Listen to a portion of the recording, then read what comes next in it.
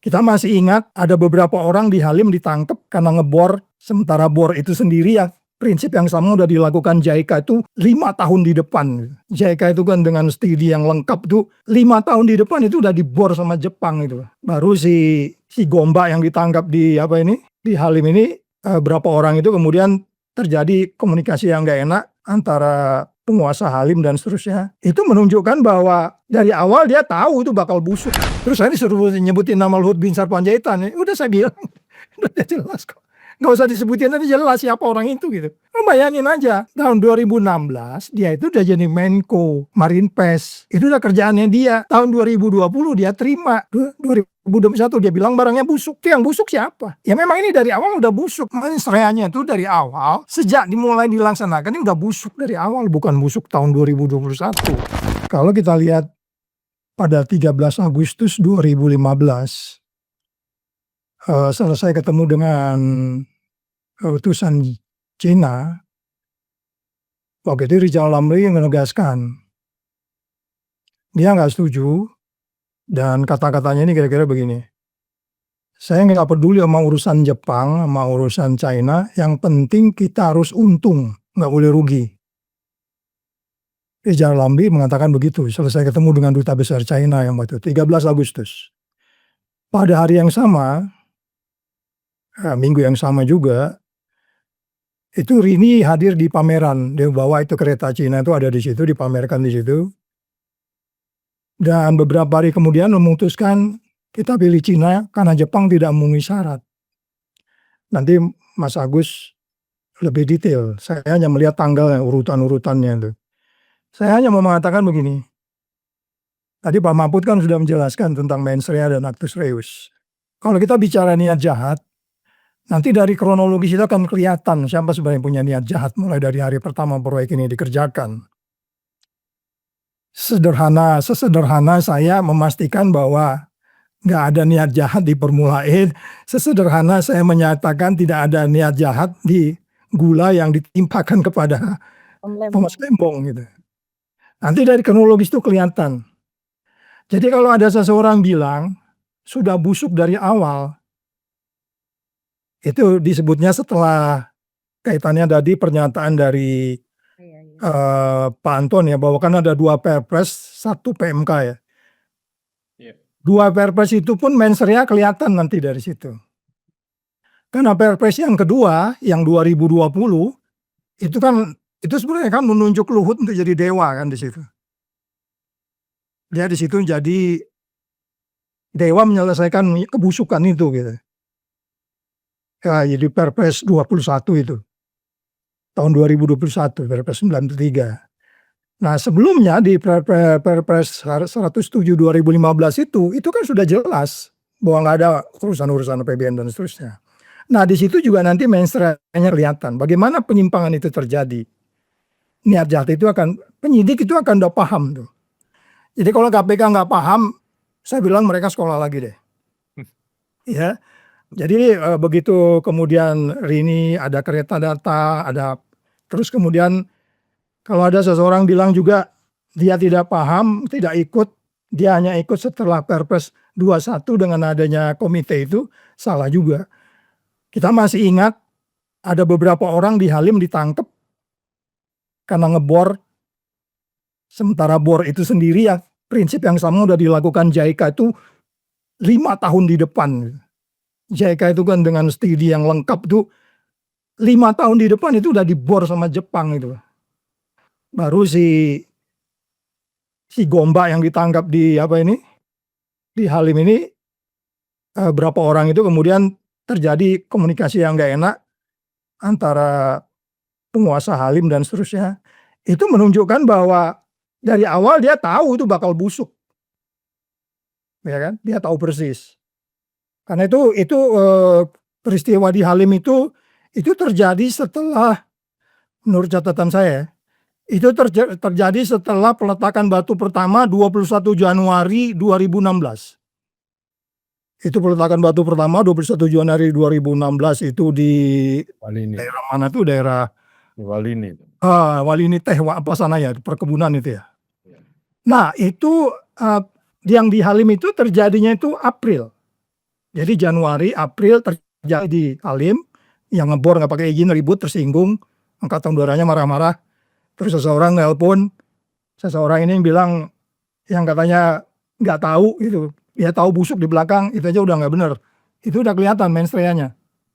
Itu nanti bisa dilihat itu, nggak concern gitu. Nah kemudian kalau kita lihat 27 Juli 2016, orang-orang baik tuh dibuang semua. Jonan, Anies, siapa lagi tuh, yang bagus itu, Rizal Ramli, itu dibuangin semua tuh.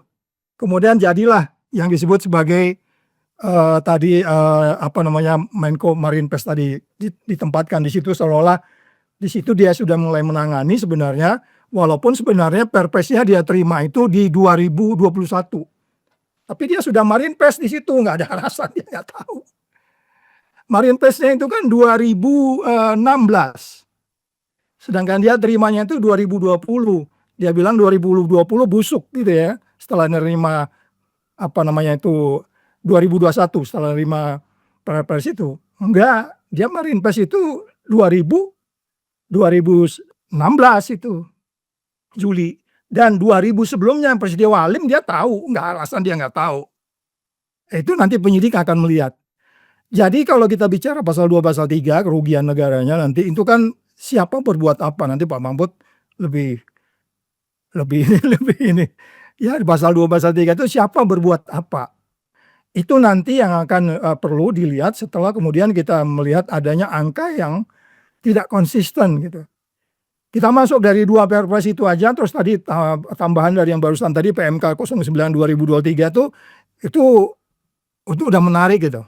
Dan mungkin apa namanya, soal angka yang lebih soal besarnya ya, kelebihannya mengenai cost of run kan Perpres 93 2021 itu kan intinya sebenarnya bicara cost of run tuh.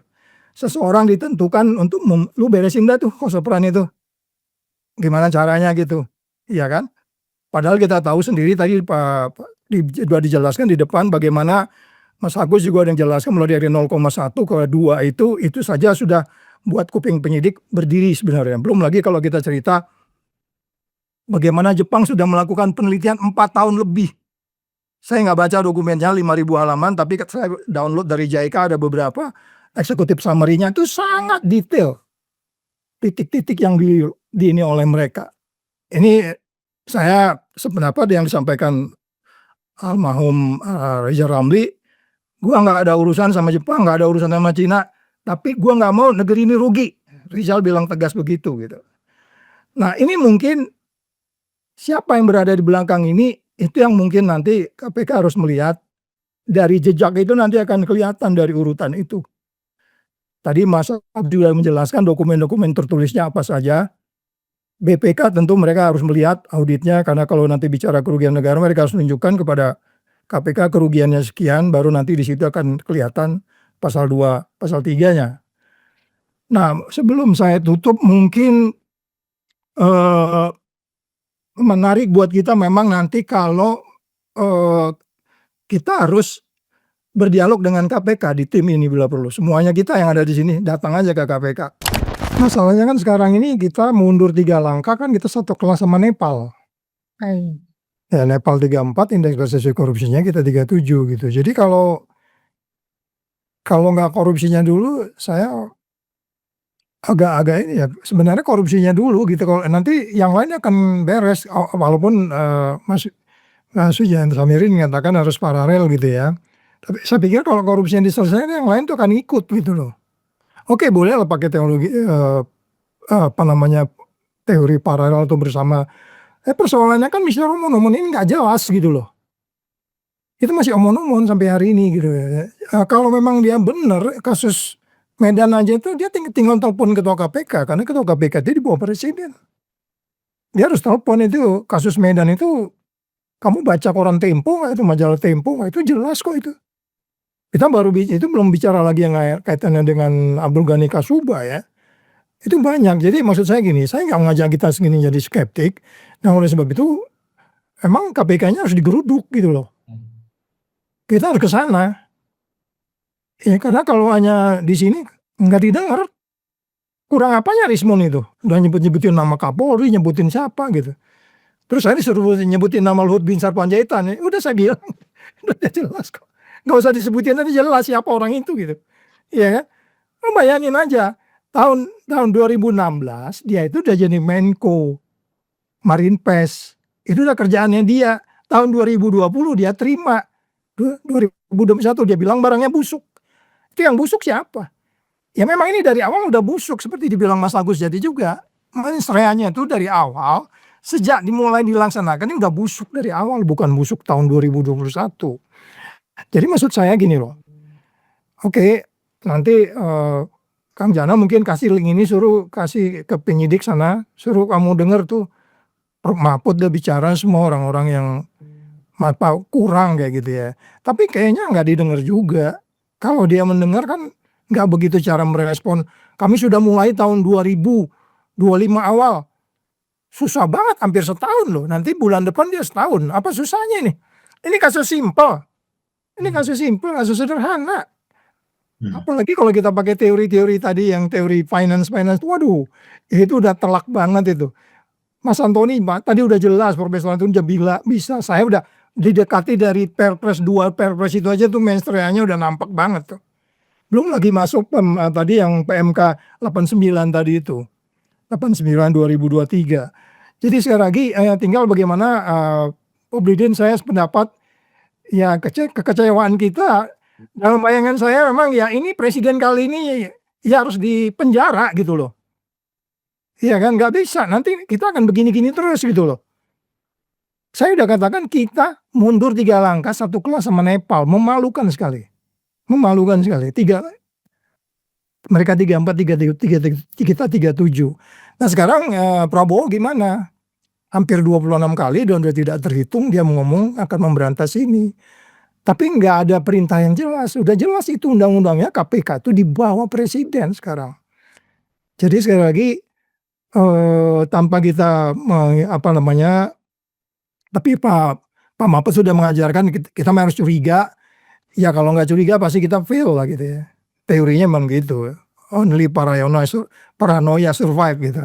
Orang-orang yang paranoia ini yang survive, negaranya juga begitu. Dari awal kan kita ngelihatnya plain aja gitu. Oh iya nanti ada kereta ke Bandung, kita makan siang, balik lagi ke Jakarta gitu ya. Nama keretanya aja namanya Jakarta Bandung, tapi kan kenyataannya keretanya itu Halim Kecamatan Padanglarang kan? Iya dong, keretanya itu Halim Kecamatan Padalarang. Bukan kereta cepat Jakarta Bandung. Ini dari nama judul aja udah gak konsisten. Yang saya bilang ada logika yang nggak benar-benar nggak bisa kita terima gitu.